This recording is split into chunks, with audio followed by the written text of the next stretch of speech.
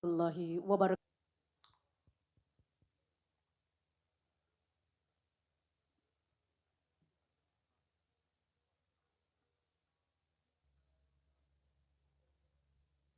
Baik, tangan mengepal. Semangat. Satu, dua, tiga. Satu kali lagi. Satu, dua, tiga. Terima kasih, berkenankan Swidai untuk kembali ke tempat beserta jajaran. Hadirin, berikut kita saksikan bersama pertunjukan wayang kidulan dengan dalang Kicaya Kuntadi SSN MSN dengan mengambil lakon Wahyu Purbaningrat yang nanti akan dimeriahkan oleh bintang tamu Lusiri Brahman dan pelawak Gareng Tralala bersama tim kerawitan Madangkara. Hadirin, dengan demikian selesai sudah rangkaian acara seremonial dari pembukaan pagelaran wayang kulit ini. Tentunya akan menghibur seluruh masyarakat Ponorogo, Bungka dan sekitarnya. Hadirin, selamat menyaksikan pagelaran wayang kulit semalam suntuk Jawa Timur, Gerbang Baru, Nusantara. Wabillahi taufiq wal hidayah. Assalamualaikum warahmatullahi wabarakatuh.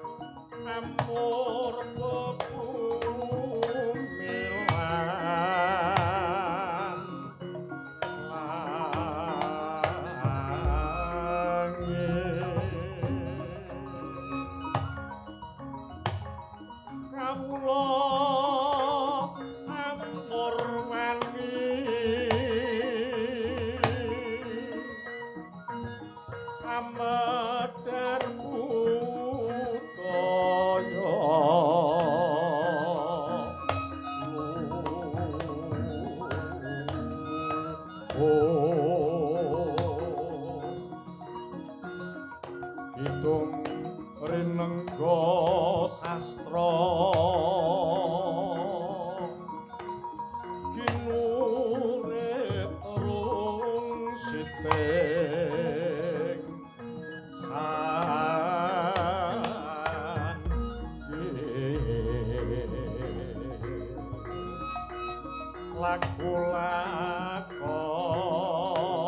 laku-lakon yuwana ayu wis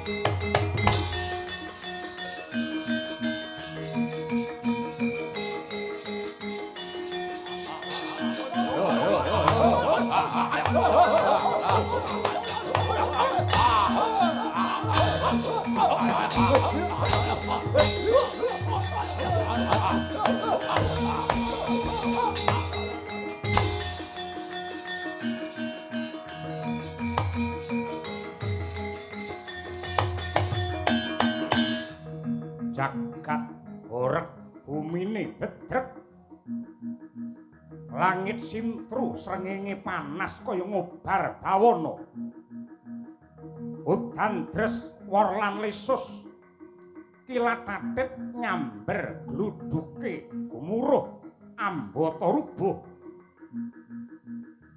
ngancik jaman wesi menungso ngumbar mring birahi hanane mung lali yen ana perkara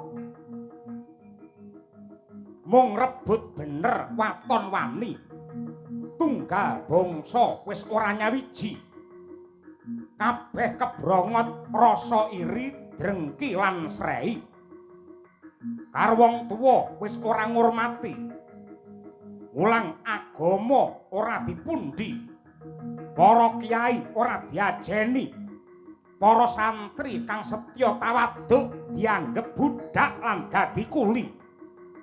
Rasa kamanungsan wis ilang, kawicaksanan wis kabuncang. Hukum adil mung kari pengaran-aran. Kabeh mung golek menang sing tanpa petungan.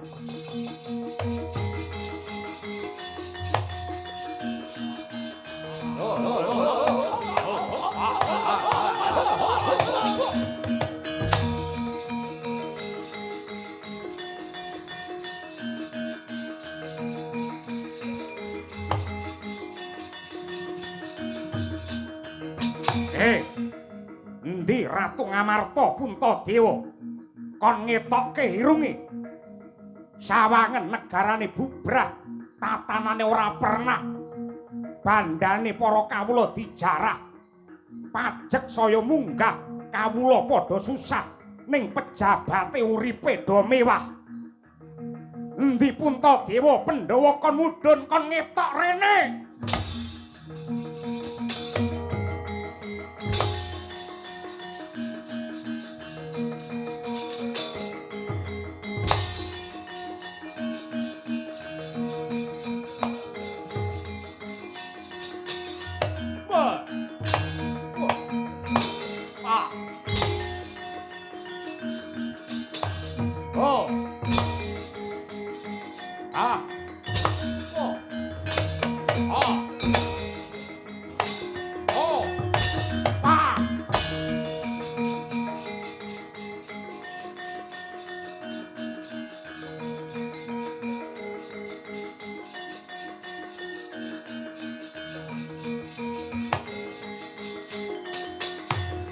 Puntadewa ndi?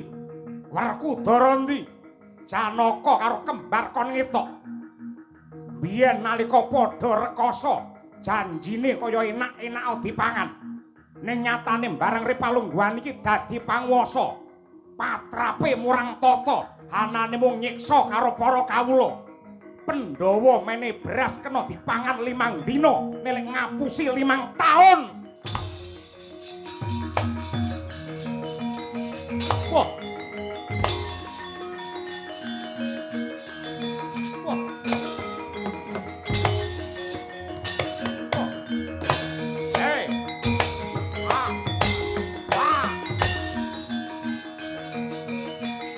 Yo serang yo diobong yo diobong yo diobong yo.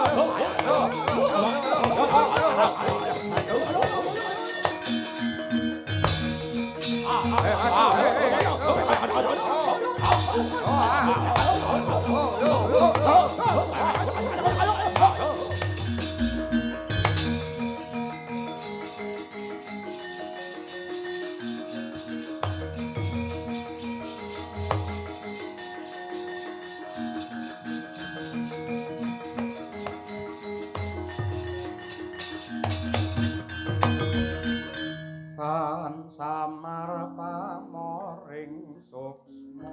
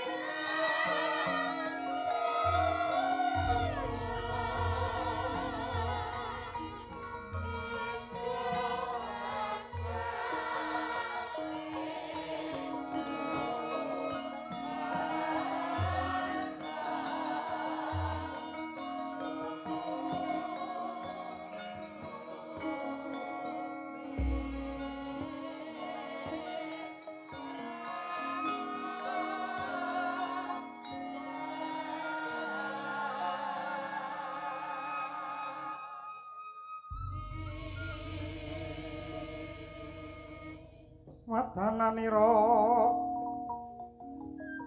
ayu kumel kocam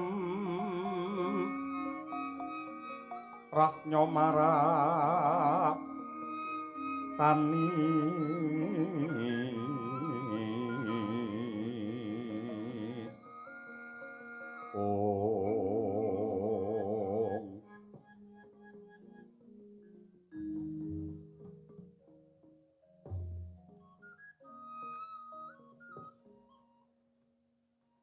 Begek-ugek sadulita lae. Nuwun sewu Ndara Arjuna. Nitik saking petenging guwaya, tepunging wimba lan lekering wadana Semar saged nggagapi bilih ndika samangke nembe nandhang Sungkawa. Monggo kula aturi paring dawuh enten apa Gus Ndara Janaka? Kakang Badranaya. Saya abot rasaku ribet batinku sakwise nyurasa kahanan Ngamarta ingkang saya panas adoh saka katentreman. Para kawula wis tetel kapercayane marang para pangarsa praja. Mula rina wengi anane mung bantah dredah munggah Pancabakah.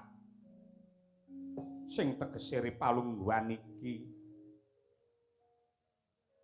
para sentana praja Ngamarta nembe wae ke taman pepeteng. Merga wis cetha aku sakadang Pandhawa kuwi sentana praja sing mikul jejibahan abot tumrap rahayune negara. Yen kawula aku tansah goreh rongeh uripe tegese Pandhawa ora sembada mujudake idamane bangsa ya kuwi adil kang ambabar kamulyaning bebrayan agung. Nuwun sewu nggih, Den. Ndara Permadi. Kula ngertos bilih negaramu Ngamarta dinten niki nembe kesruh, nembe giduh. Para kawula niki wis kentekan rasa sabar merga pengarepe langka sing kena kanggo panutan lan gondhelan. Mbok menawa niki Ngamarta nembe ketrajang jaman kala bendu. Negaramu nembe ketaman utawi ketrajang jaman kala bendu. Titikane jaman kala bendu niku wong bener ora digugu, ning sing ngapusi malah ditiru. Wulang agama ora dipaelu, ning tindak maksiat dianggep sing paling maju.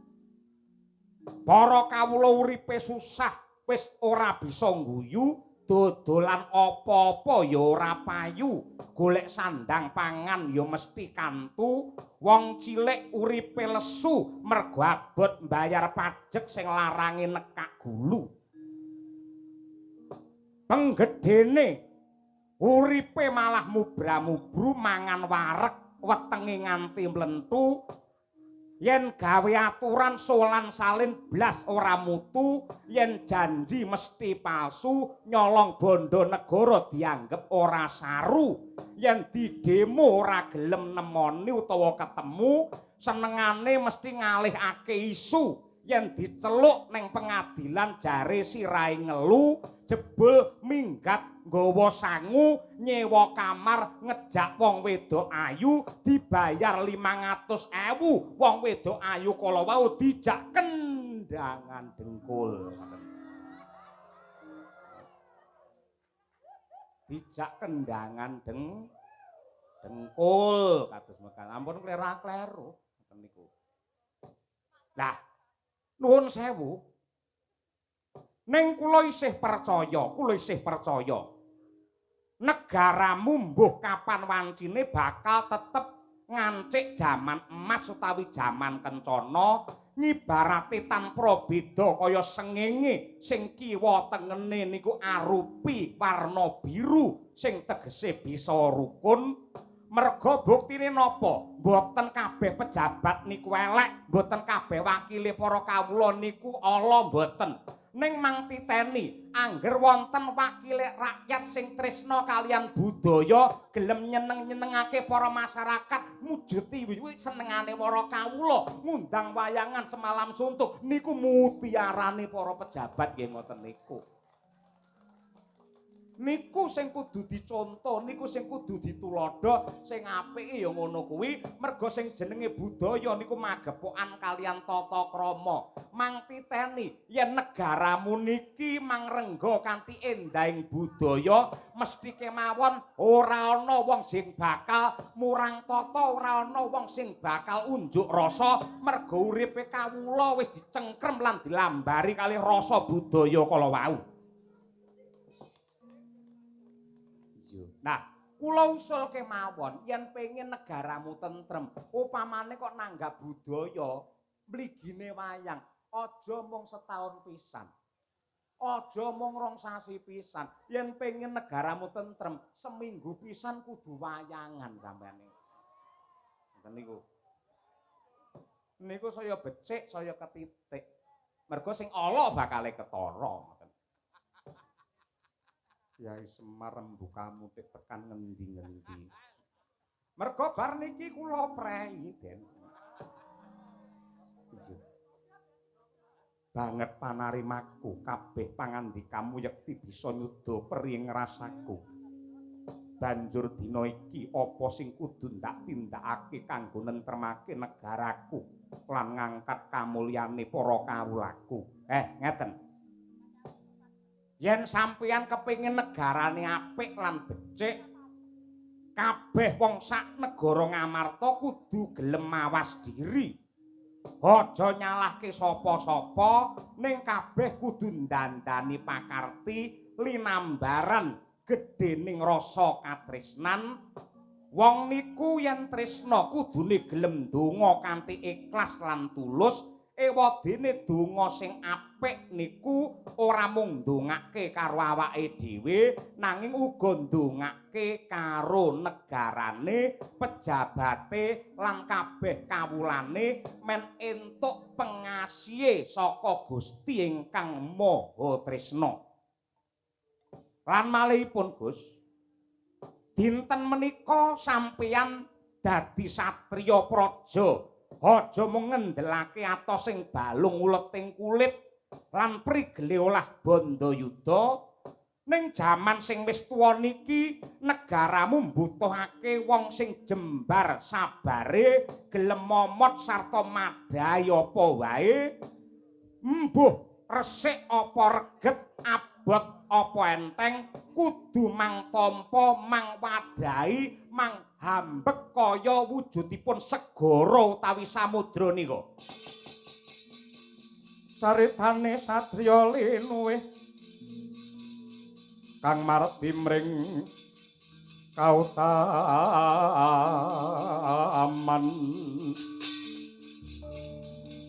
tan pegat mring pangestine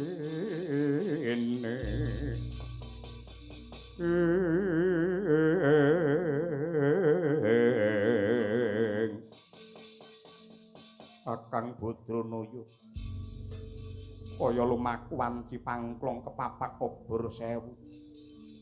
Kabeh dawuh pangandikamu bakal ndak gegem minangka pepakem. Jumbuh kelawan kandhamu, aku kepingin mahambet tanpa beda kaya samudra. Mula aku nyuwun pangestu panjurungmu. Aku tak nyambung rasa kelawan Gusti ingkang Maha Nasa. Aku tak tapa brata ngambang ana sak ndhuwure segara Kakang Semar. Nggih. Yen pancen sampun kenceng gembleng tekadmu kados mekaten, kula namung badhe nderek jumurung nderek ndedonga.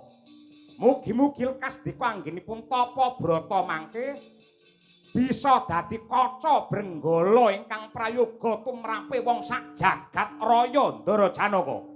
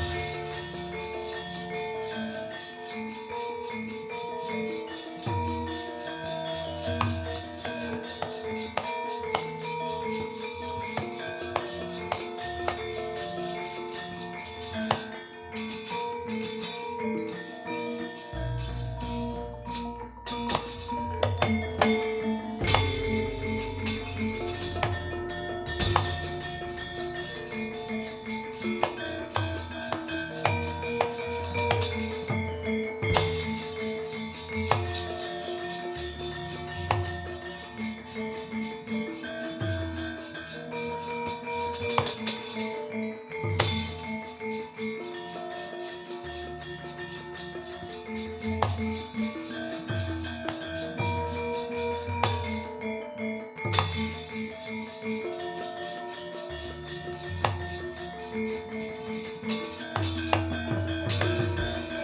langit kelap-kelap katon kincanging alis prisang maweh kandrung sabarang katulu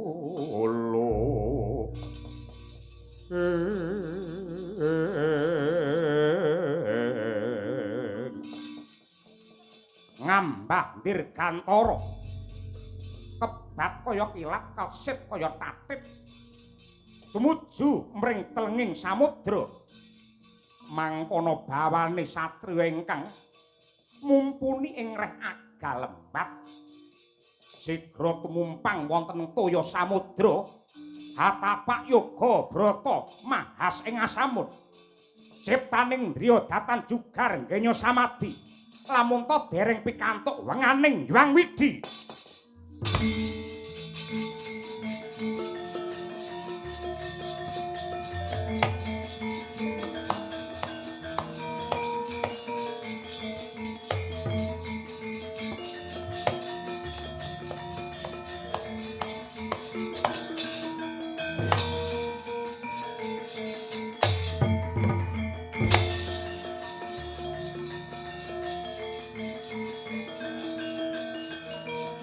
Kunjing langit kelap-kelap katon lerakin angin alit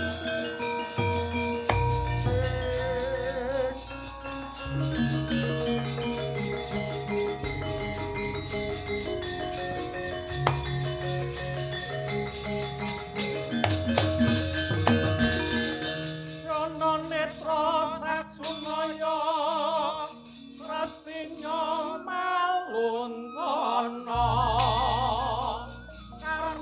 karni sukuloro pinata watakono karni sawiji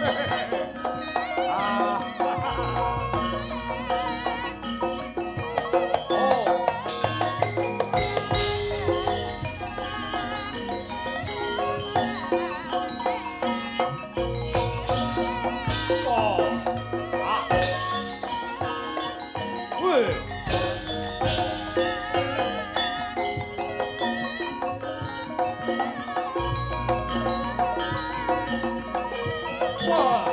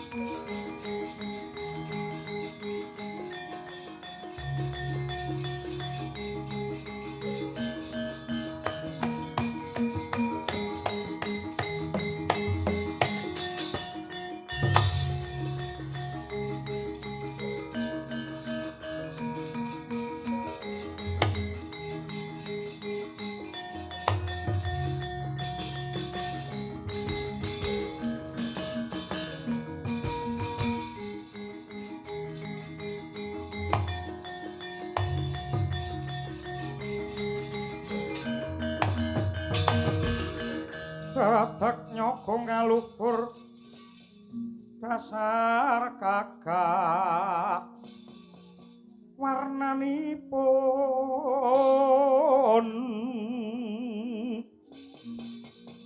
Kanjeng Sri Narapati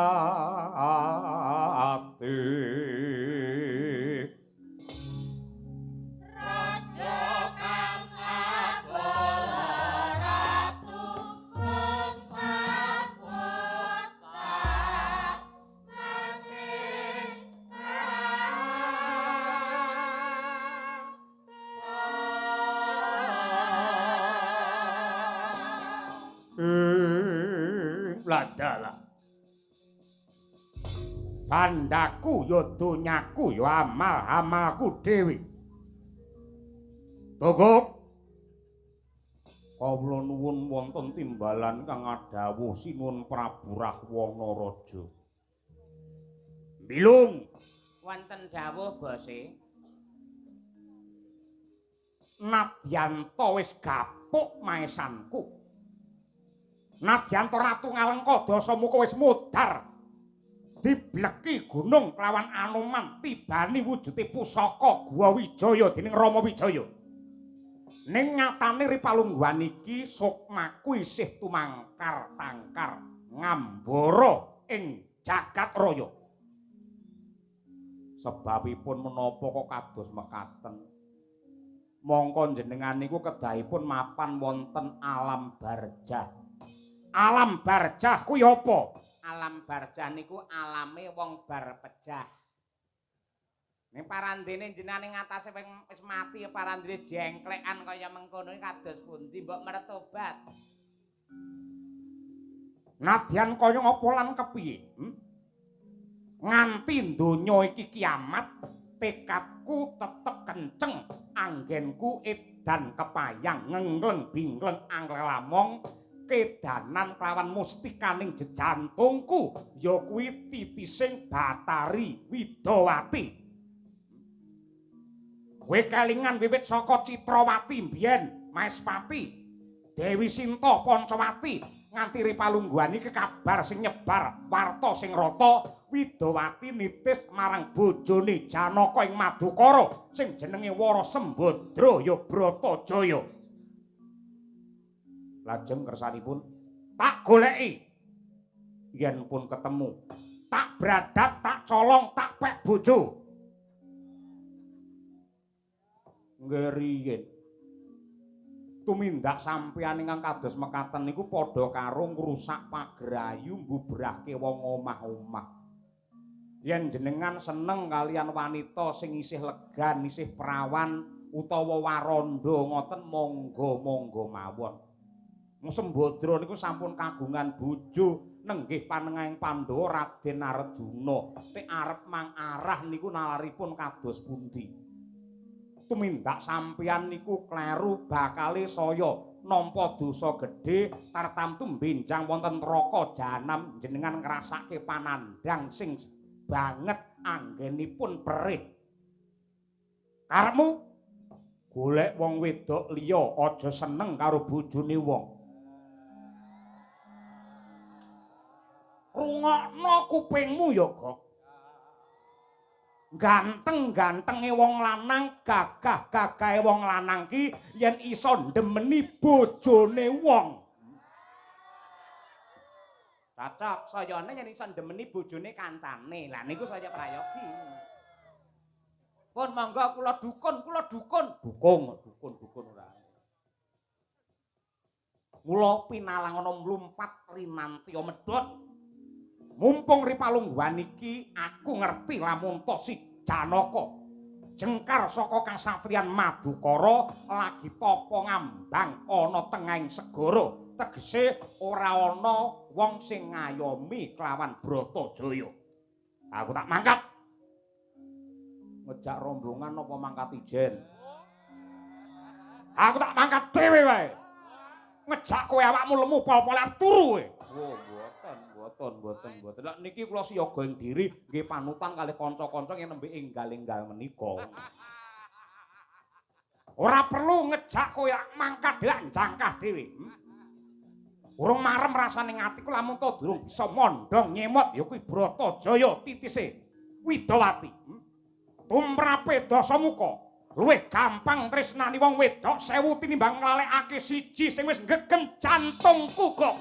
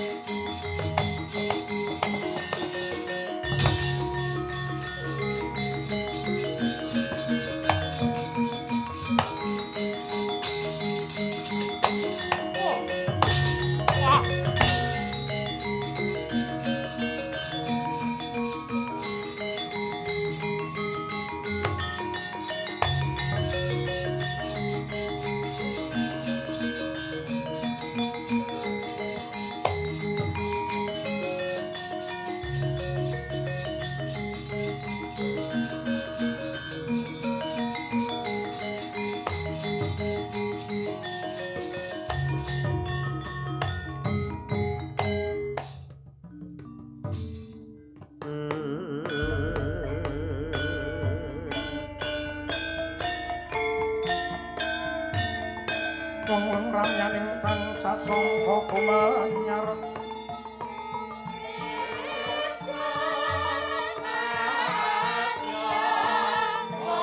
mangreng gorong ning puri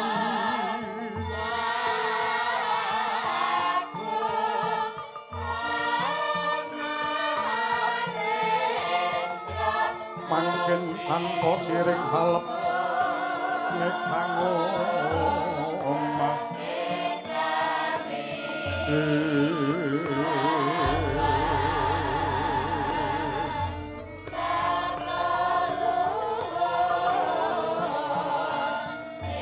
Mas lir murubing langit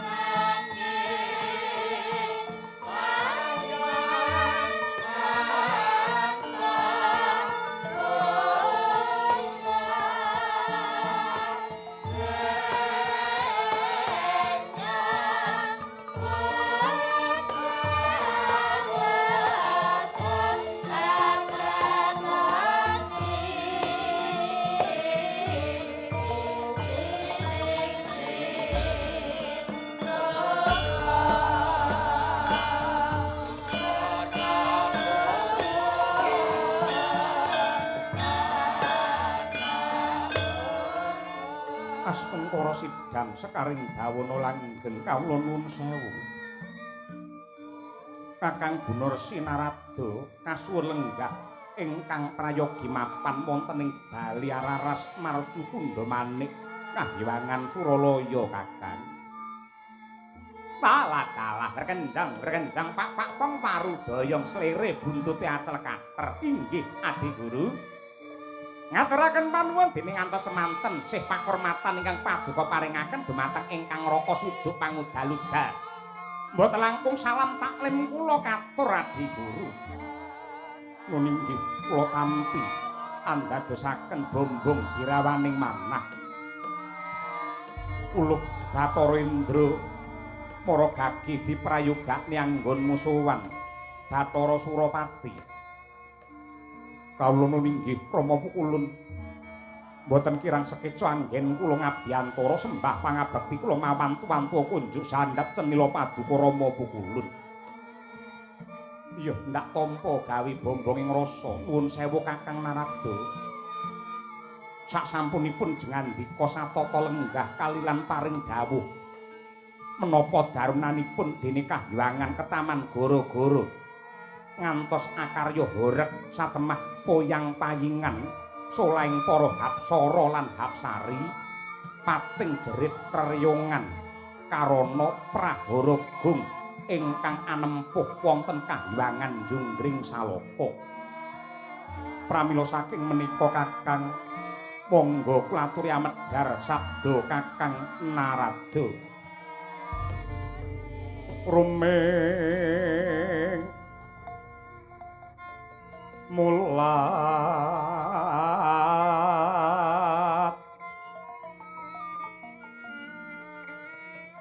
rumeng mulat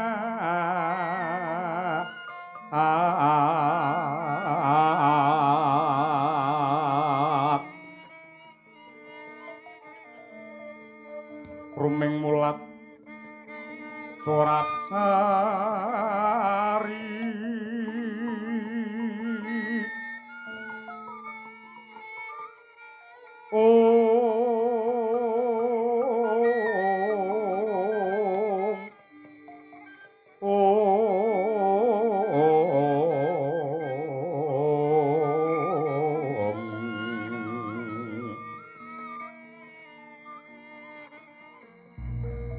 rumeng mulat Surapsari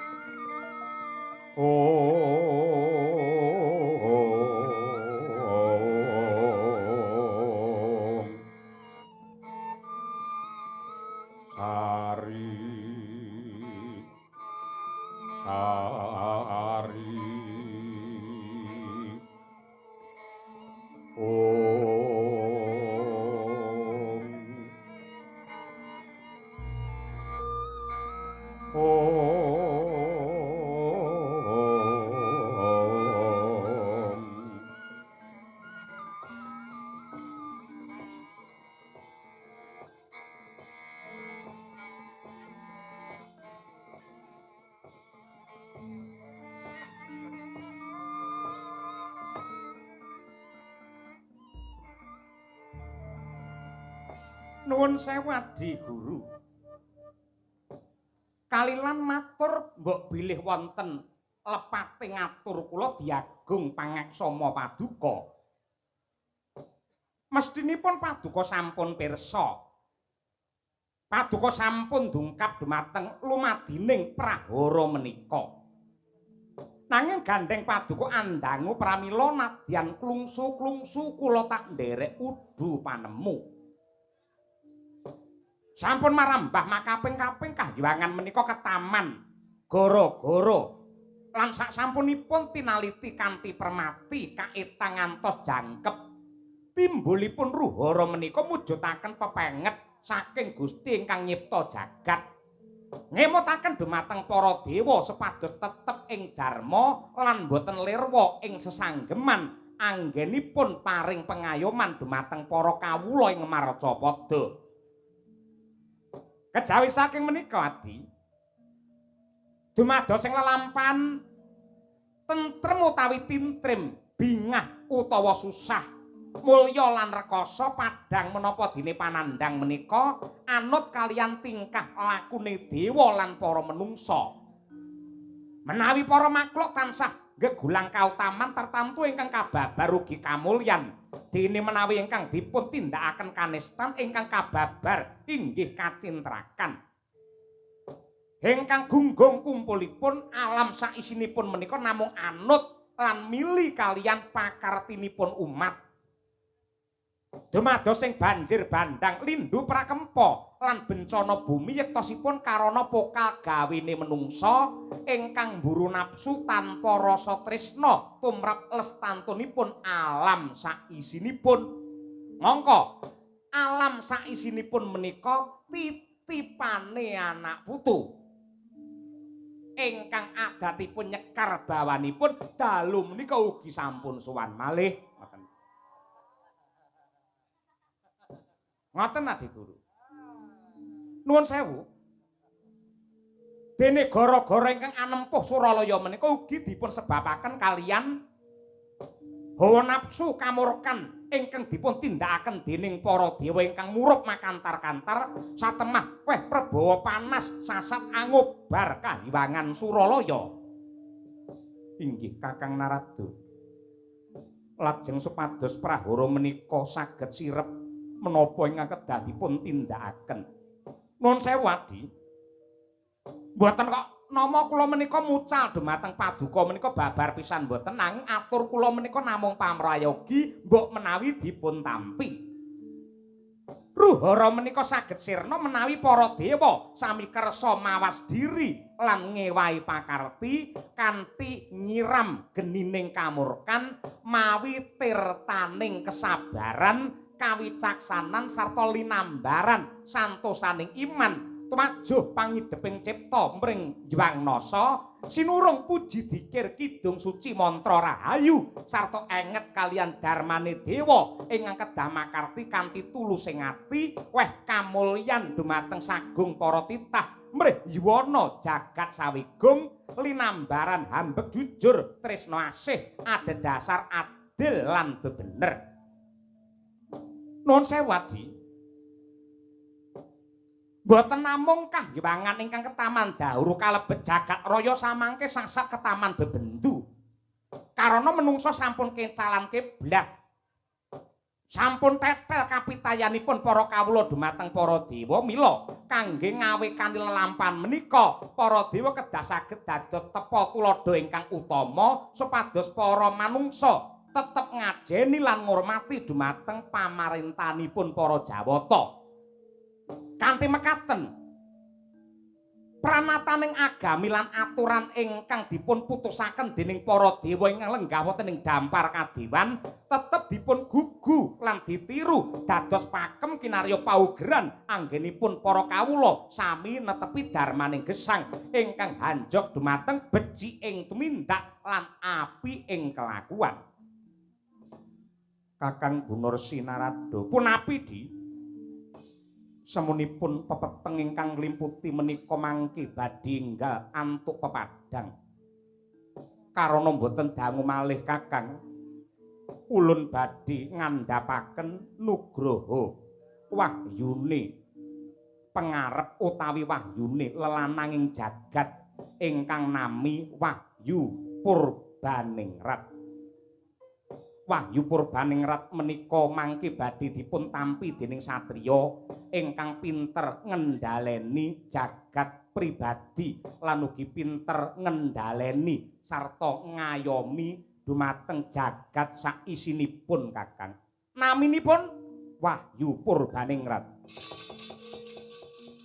Dewa Sugata marang kang soreng prang ngudani arum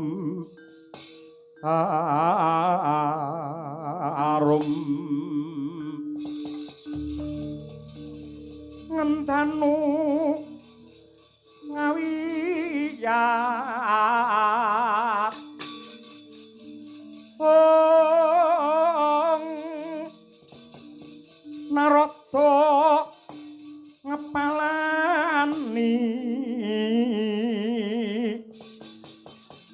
narada ngepalani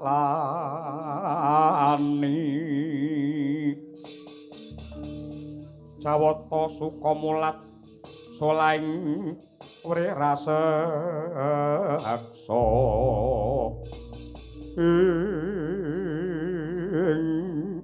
palakala Nun sewu Adi Pramesti menawi saking pamawas kula mboten wonten titah ingkang trep nampi nugraha kejawi satriya ingkang sampun ageng labuh labetipun wonten ing donya ngantos minggah teng kahyangan dasaripun kedah Jatmika bagus lair nganti tekan batine kula kinten inggih namung satriya Madukara pun Arjuna ingkang trep nampa nugraha dasaripun dina samangke Janaka nembe tapa ngambang wonten ing sakinggiling samudra trep menawi lare menika nampi nurbating pangeran Adi lenglenging griya mangu mangun kong kanduan rimang lelena tanpa kanin ngentan kulusa mengkusang jas utama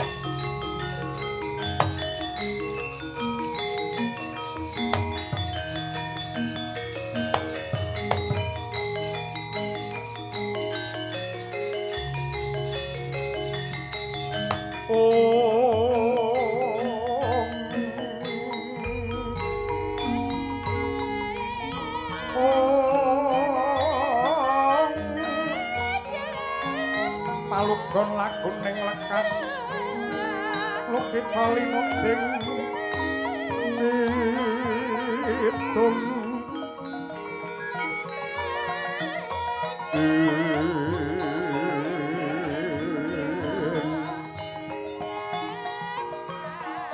kadung kadereng amomor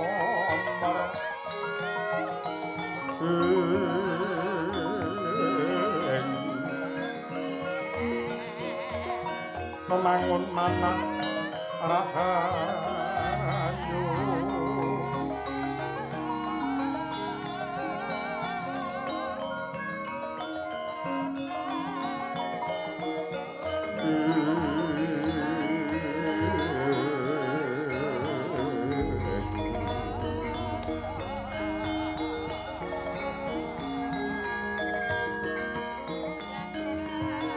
Haywana tanah golong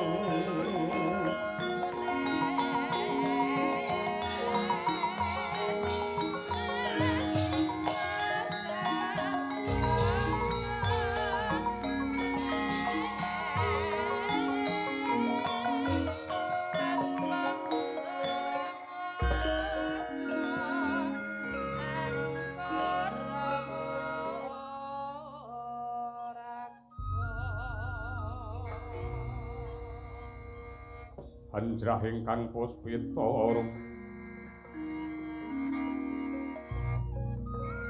kasliring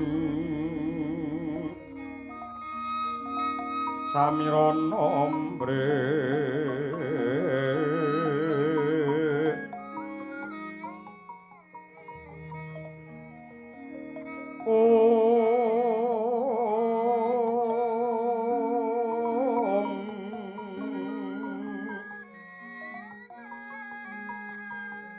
sekar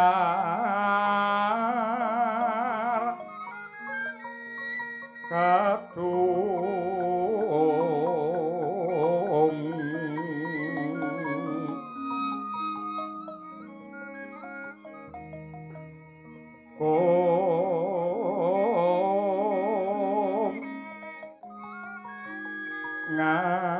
ngaskan danyo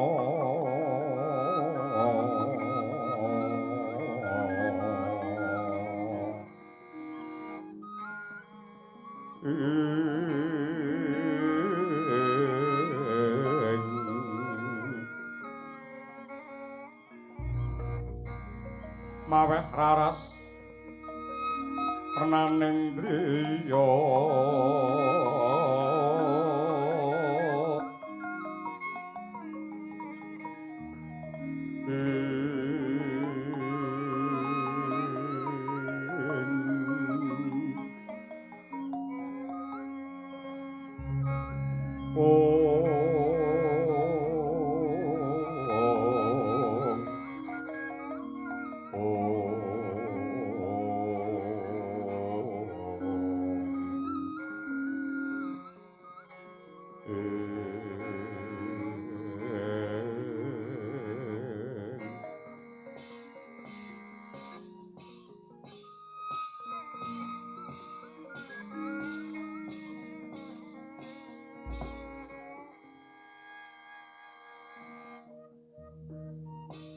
Hong ilahe ngawik namastu namasidam ndak waspadake ingkang munggah oning bali marcu kundha manik Kahyangan Suralaya.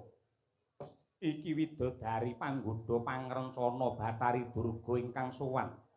Padha winantu Basuki anggenmu prapta permuni. Tobat Bukulun. Awit saking berkah pangestu paduka Sang Adi Bukulun sowan kula tansah sinampuraning kamoyan lan kabagyan boten langkung sembah pangabekti kula kunjuk wonten sandhap pepada paduka Sang Adi Bukulun Bathara Guru. Iya Durga ndak tampa gawe bombong ing rasa ora liwat pangestulun wae tumrapo lawan jeneng kita. Kula tampi tangan kula kalih kinalungaken wonten ing jangga kula dlesepaken wonten ing payudara. Satemami mbuana dumateng Bawa Leksana ngaturaken panuwun awit pangestu paduka Sang Adi Bukulun sesemban kula ing marcapada prapteng delahan Bukulun. Kok katon sumengko jeneng kita ki mau saka ngendi? Nun inggih kula saking Dong Bantreng Bukulun. Ah iki. Mbok-mbokane mbiyen ya iki wonge. Ing atase kaya mengkene parandene dadi widodari. Mula ya trep lamun dadi widodari panggoda pangrencana. Terus nyunjanani banget ing atase munggana Kahyangan, ngadhep ana ngarsane Sang Hyang Jagat Girinata, le dandan dipolke kaya ngono. Ngangge klambi biru, slendange putih. Mangka wonge ireng bareng disawang kaya madu mangsa malan. Kula menapa wonten ingkang ngrasani kula? Ora ana kok Durga. Setujune kok kula rada budheg ngoten. Dados mboten ngerti sinten ingkang rembak kaliyan kula menika babar pisan kula mboten mangertos. Durga wonten dawuh sumengko pengawak bajra sigra kang mawa gita semuning gembol wigati. Mara gage matura ingkang kanthi prasaja permuni. Nun inggih Bukulun yektosipun waleh-waleh menapa? Anggen kula cumantaka minggah wonten Kahyangan menika yektosipun namung badhe netepi tembung anak polah bapa kepradah. Kula dipun tangisi kaliyan ingkang putra Ratu Tunggul Malaya nenggih pun Dewasrani.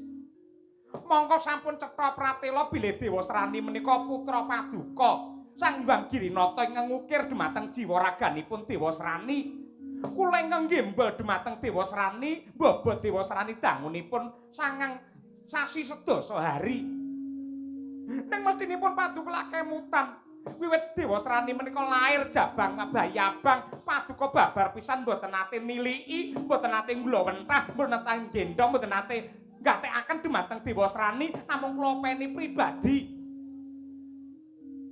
Ing atase Dewasrani menika anak tunggule para dewa parantene batobat nganti bingung anggen kula badhe ngrangkani ing atase bocah lanang ora gelem disapih nganti 5 taun. Umpamane anak ora gelem disapih nganti 5 taun memper, mergo ya bapake nganti tuwa ya ora gelem disapih. Nganti kula kaya rimaso nekat mawon lho, Rok. Wis. Iki ana pasewakan. Oh, inci ngapunten kesupen pukulun, kesupen. Ngapunten. Aja mbebarang wirang. Kandha sing ora-ora ya Durga. Nun inggih nyuwun pangapunten pukulun. Batobat. Niki lho nun sewu. Iki alis kula menika kula cap lho pukulun, kula cap pukulun. Yo aku wis ngerti. Lho niki lambe kula ya kula suntik. Kula tambahi plastik ember pukulun. Alah kaya eneng-eneng. Ing atase pasewakan sing semua kaya ngene wibawa kene bareng tekan Durga dadine morak-marik kaya ngene. Adate yen tanpa Durga iki ketok wingit wibawa kabeh lho. Akhire ana Durga rumasaku kaya ana sing beda ngono. Kula mesaken kaliyan Dewa Srani ngatasi anake ratuning para dewa ing Kayiwangan Suralaya parandene kok nggayuh menapa kemawon mesti lepat. Gadah panjangka menapa kemawon mendhi mboten kasembadan. Areng rabi dumateng Dresanala kalah kaliyan si Janaka. Nggayuh wahyu wujudipun toh jali kalah kaliyan si Janaka. Bola-bali dados klilip mboten wonten sane kejawi namung Janaka mila sepisan ji menika. Kula suwun kanthi sanget Sang Hyang Girinata kepareng minangkani pamothanipun ingkang putrapun Dewa Srani, kula mangertos bilih paduka badhe ngandhapaken kanugrahan wujudipun wahyune lanange jagat lan curing Madyapada nenggih wahyu purba sasangka. Baru to, salah alamat iki. Purbaningrat. Oh nggih wahyu Purbaningrat. Purba sasangka menika MC menika. Ha iya ngerti gene kaya nggih. Wahyu Purbaningrat lananging jagat.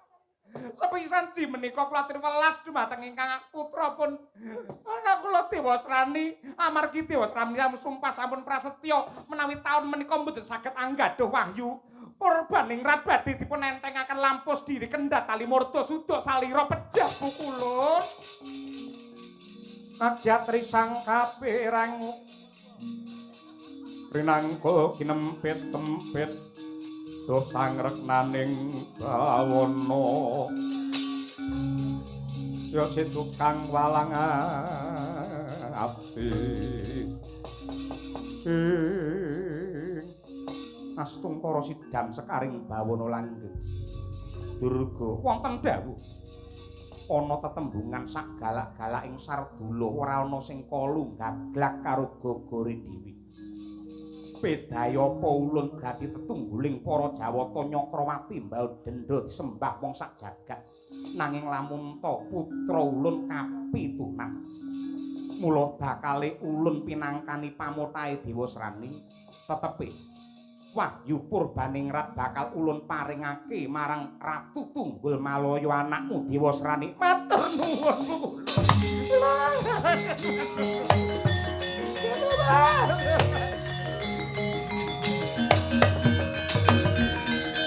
Adi Guru nalika Durga kala wau dereng sowan pun rembakan kanthi sae rembakan ingkang kanthi gumathok bilih kanugrahan wahyu Purbaningrat menika badhe dipun paringaken dumateng panengah Pandhawa pun Janaka ning bareng Durga teka kok dadi menceng kados mekaten kados pundi menika Nuwun sewu Nadyan ta paduka menika panguwasa ning panguwasane aja nganti kinarya gada, aja mung mikir lan mikolehake keluargane dhewe, aja mung golek-golekake karo putrane pribadi, ning kudu tumindak adil kanthi saadil-adilipun. Mila mboten aneh, mboten mokal bilih jagat menika gonjang-ganjing merga adile para dewa sampun jomplang. Kula ngraosaken ing Kahywangan menika adilipun hukumipun tanpa benten kalian hukum lading. Lading menika menawi munggah kethul yen mudhun niku landhep. Mula yen ana nugraha dudu kawula sing taberi tapa sing nampa ning Nadyanta ora nate prihatin kaya wujudipun Dewa Srani, mesti bakal nampa nugraha merga cedhak utawa dadi putrane ratune para dewa. Ning kosok baline lading menika menawi mandhap wujudipun landhep tegese paukuman tumrape kahyangan mung nggih nyiksa mung nggih mbleh rasane wong cilik merga lade yen mudhun menika landhep wis wong cilik lingguhe dingklek dimari ublek yen geger diculik dhisik digebuki nganti mendelek niku wong cilik mboten mesake kali wong cilik wong cilik saniki sami dong guyang-guyu nadyanto nonton wayang mesam-mesem ning nyatane mang sawang cukurane kados ngoten niku sinten Doren lha niku korbane panguwasa Doren ngoten niku mung gawani dingkle sinden entuk 10.000 senenge mboten umum niku mila paduka kedah adil saadil-adilipun yen nganti doyong dumateng keluarga jagat bakal kiamat tadi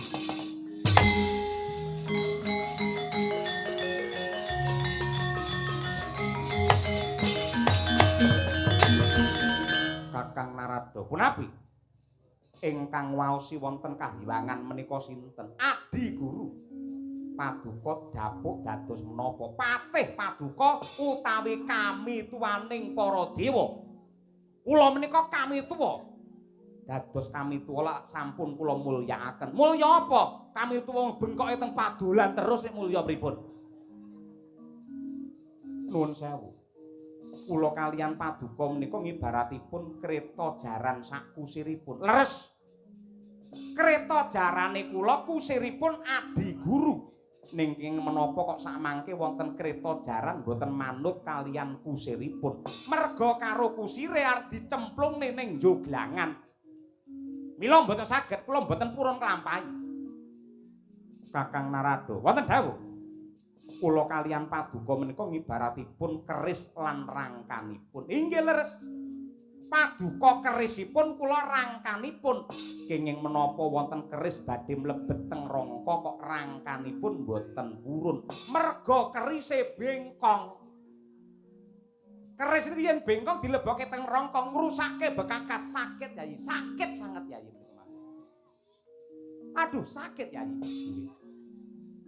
yen pancen Paduka mboten kepareng ndahar atur ulun sinten kemawon ingkang boten condong lan rumajang kalian keputusaning Bathara Guru saged nilaraken kahiwangan Suralaya. Lah iki sing tak anteni.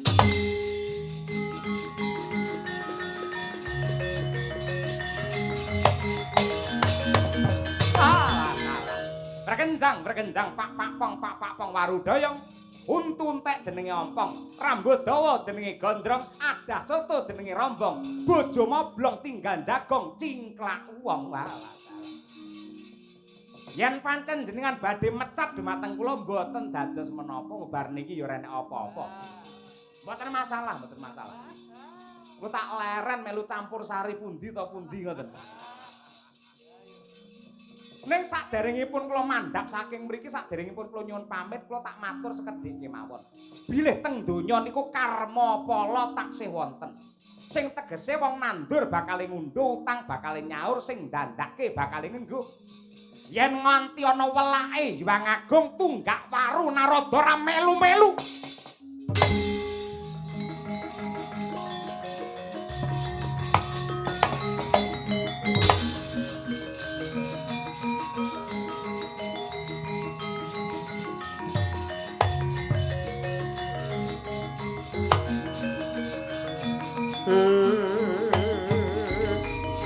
Lewar ngawur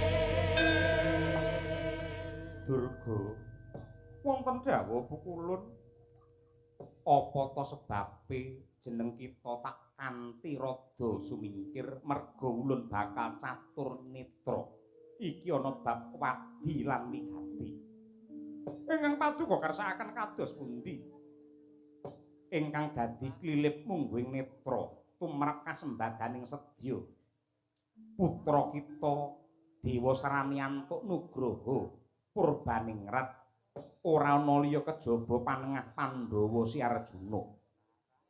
Mula kang mangkono printahna kelawan Dewa Srani supaya gelem budidaya mateni si Janaka. Miat langening kalanggan aglar pantamuncar Sinon lir kekonang surem sorotetan padang kasor lan pajaring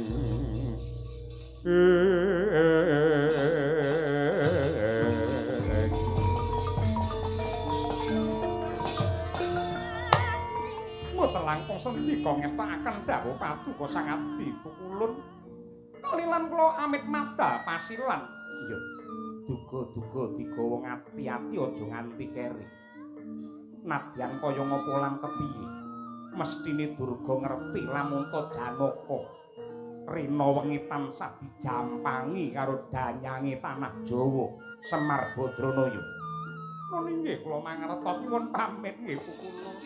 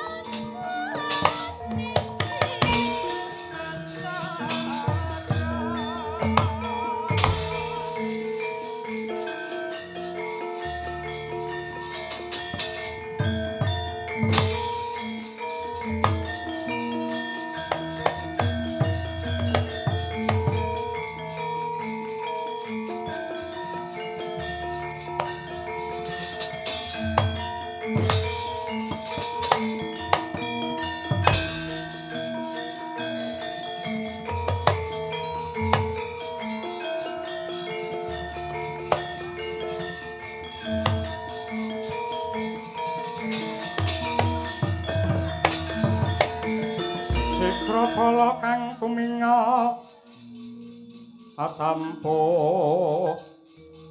samya medali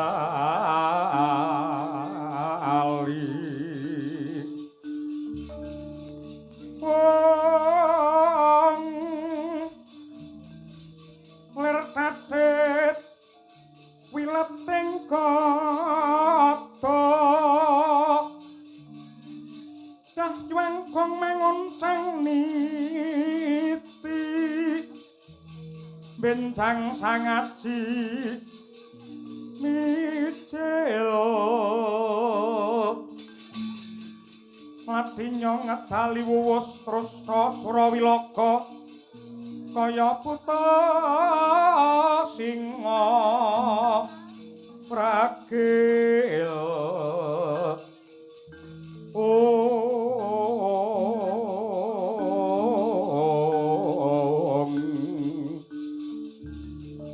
pasti tonggo dendanyo mangambak boyo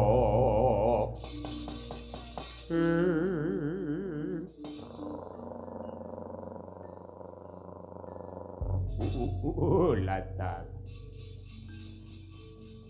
Kakang Dewa Srani amiji marang adhimu Kala Durgangsa aku nyadhong dawuh Kakang Prabu. Kala Durgangsa. Apa to darunane kuwi adoh ndak awe cedhak saya ndak raketake merga nebab wigati ing bakal ndak dadak. Kowe sawadya bala tunggul malaya aja kok kendhone anggenmu dandan kepara malah kenceng ana. Siaga ing diri sawiga ing gati budhal. Marang telenging samudra. Nugroho gedhe bakal ndok tampa lamun to kowe bisa cilik njugarake. Gedene mateni panengah Pandhawa Arjuna nggene tapa ngambang ana tengahing segara. Ora liwat mung bakal ngestokake dawuh budhale besok kapan. Nadyan to sambung obor colok lintang rambatan pundak.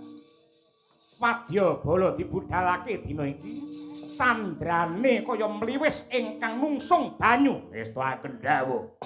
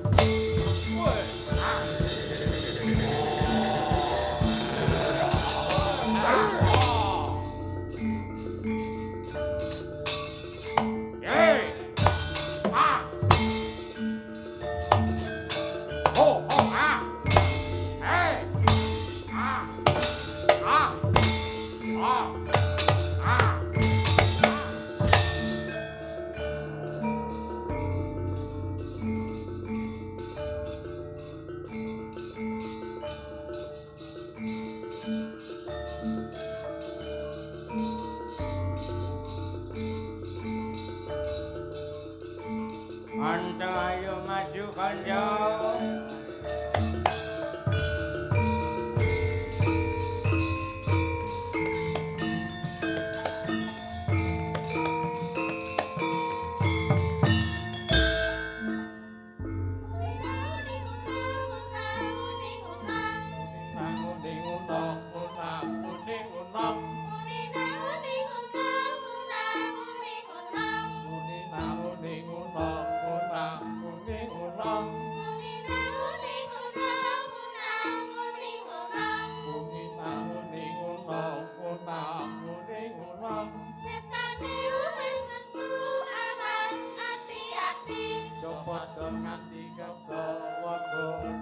Setan setane wis metu awas ati-ati copot nganti kegawa godane setan Para wadya bala jim setan priprayangan.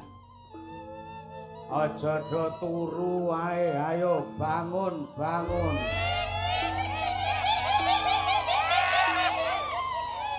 Saanane peri-peri wedok ayo guyu bareng.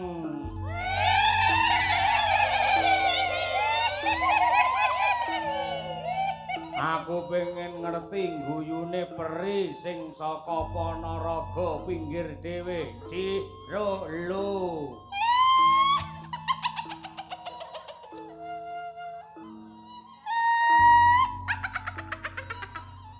Peri lek peranakan sapi ya ngono kuwi.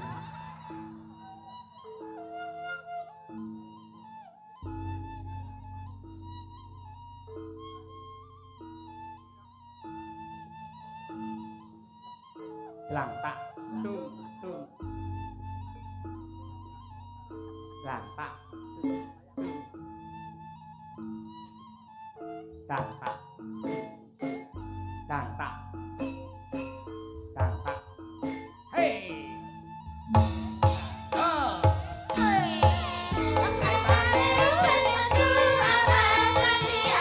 Copot dongane kegawa godane setan. Copot dongane kegawa godane setan.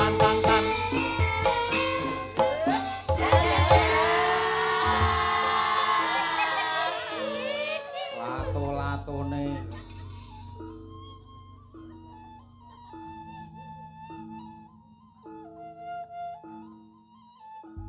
Mase, Apa, Dik? kok do budal ki arepe do ning endi? Iki sowan ana ing Desa Bungkal, Kecamatan Bungkal, Kabupaten Ponorogo. Jare batal. Ora, tetep ngenteni cairi anggaran batal-batal piye. Sing jenenge pengarep penggede saya nes sing lenggah ana provinsi, Bapak DPRD Provinsi Jawa Timur, Kepala Dinas Budpar Jawa Timur, piyayi niki bawa leksana yen wayangan ya wayangan ora bakal batal. Apik yen ngono, mangkat iki. Yo mangkat. Kancane tek akeh sing beda kaya biasane. Ora apa-apa sing penting komplit. Aku dina iki lek ku nyinden semangat. Lah ngopo? Pacarku melu Ya monggo. Aku ngene iki arepe mbanyol malih ra iso bebas, arepe njaraki lurah ora wani. Wani ra apa-apa. Santai-santai wae. Kaya ora ngerti watakmu, aja kok lurah. Anggere nek dalang nom sithik kok gaodo terus kaya. Fitnah itu. Didongake, Hah? didongake Sapa? wong Bungkal Tungane piye? nganggo srandal dinane jemuah. Muga-muga kabeh wong Bungkal diparingi berkah barokah. Nganggo srandal dideleh pinggir sumur. Muga-muga kabeh wong Bungkal sehat dan panjang umur. Numpak tronton nggawa cengkeh. Muga-muga kabeh penonton rejekine akeh. Numpak tronton panas-panas. Muga-muga penonton kabeh utange lunas. Pas iki amine kok bianter dhewe to. Ya, Mangkat sing duwe parikan sik sitok. ya ditokne pisan. Ngangge sepatu rupane ireng. Cakep. Sinden pitu meteng bareng. Amin. Ora amin.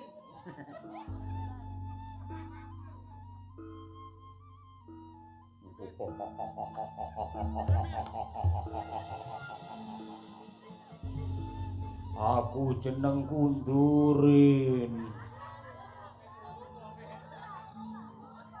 Masalah. Wong ditokne malah turu lho. Ren, tangi Ren. Nah. Pun kajenge Pak niki wau bareng ngimpi rumangsane ngeloni Luna Maya niku wau. Ayo Bir. Pahing Bir.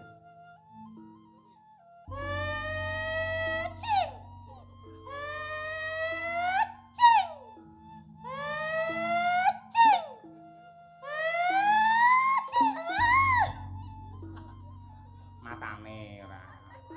Ki sawang.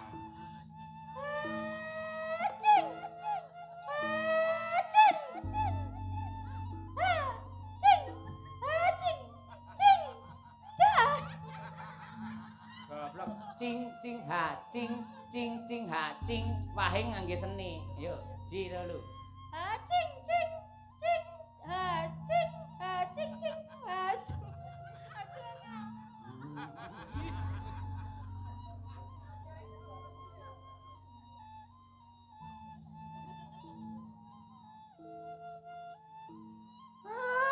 Ayo Ti, nangis Ti.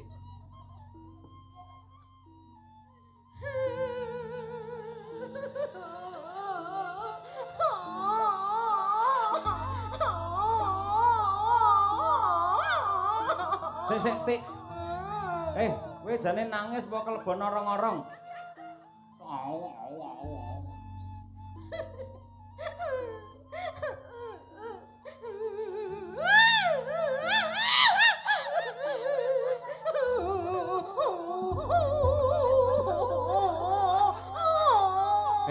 Lambene diidek kok panggan nangis ae.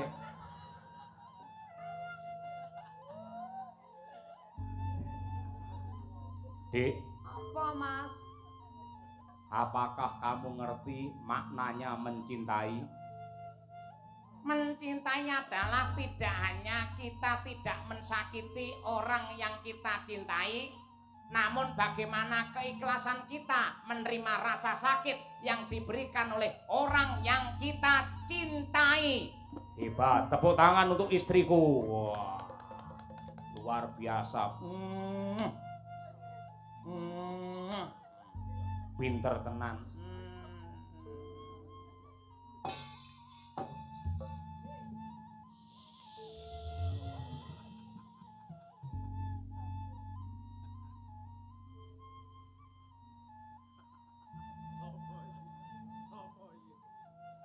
Ayo ta. Sawangen wayange sik ben ngerti karaktere iki lho. Ayo. Terus bebas, ayo.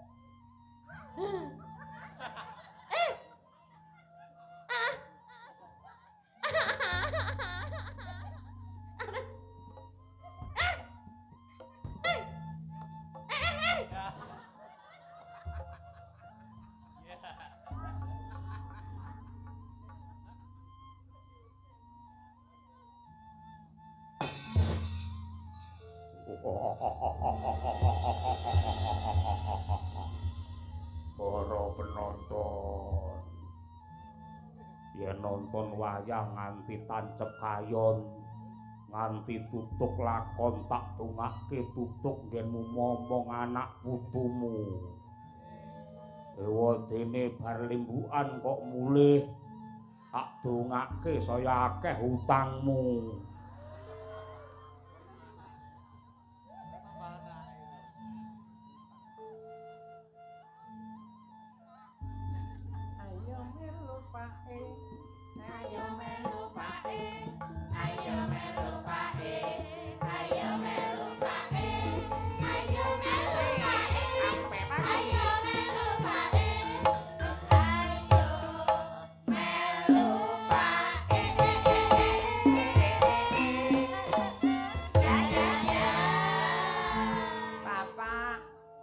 Pak Imam. Apa? Nderek Nganti nonton wayang neng ndi nek wayang? neng kantor Desa Mbungkal. Kerjasama ya kuwi Dinas Budaya dan Pariwisata Jawa Timur karo DPRD Provinsi Jawa Timur. Ora bersih Desa Mbungkal. Ora tau mbungkal nanggap awake dhewe. Ya sing penting wayangan dalang lokal akeh sing apik, ora perlu kowe terus apa-apa kowe. Siap. Ayo nonton wayang. Bubuk sik, bubuk sik. Sik tok sing biasane bubuk ora kowe. Aku kok biasmu ora. Bubuk, bubuk.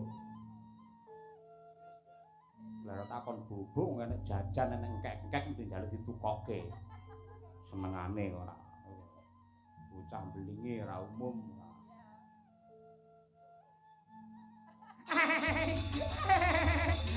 Apa-apa? Ngopo? Anuku Ngopo? diselamat rokok. Mula bubuka.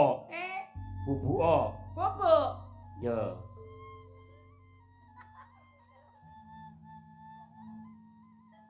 Bapak, diselamat rokok. Wedan.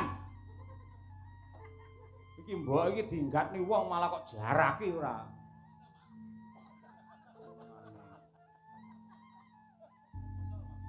ayo melu pae.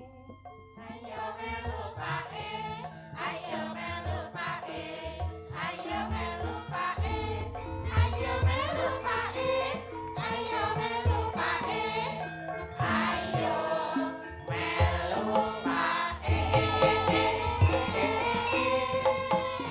Ya ya ya.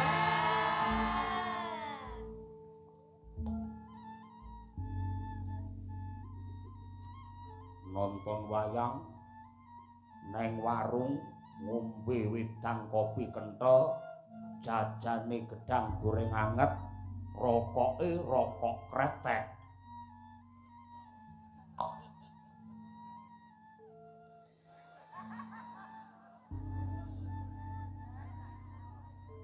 orang itu kalau merokok akan terkena penyakit paru-paru. Namun bagi yang tidak merokok malah penyakitnya rupa-rupa.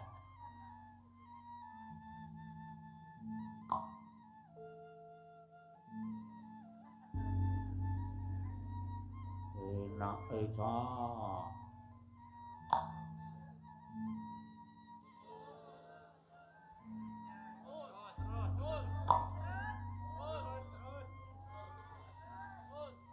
Ya mesti enek keluke lah selange semene gedine. Carane wong golek duwe ngene iki lho, Pak Mumun. Ngono bersih disombongkal ora nanggap aku iki piye?